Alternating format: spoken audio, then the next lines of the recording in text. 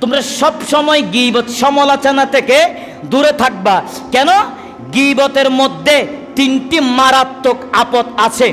Number 1, গীবতকারীর ব্যক্তির দোয়া আল্লাহর দরবারে কবুল হয় না। নাম্বার 2, তার কোনো নেক আমল আল্লাহর কাছে কোনো গ্রহণযোগ্য হয় না। নাম্বার 3, তার অসংখ্য পাপ কাজের বোঝা বইতে হয়।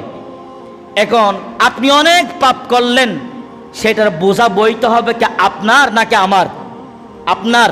আমি যদি পাপ করি সেটার দায়ভার আমার বাবা নিবে না, সেটার দায়ভার আমার মা বাবা নিবে না, সেটার দায়ভার নিতে হবে আমার। কেন? পাপ করলাম আমি, অপরাধ করলাম আমি, আপনি অপরাধের শাস্তি পাবেন। তাই আমার নবীজি বলেছেন, হে আমার উম্মতরা, তোমরা গীবত থেকে বাঁচার চেষ্টা করবা।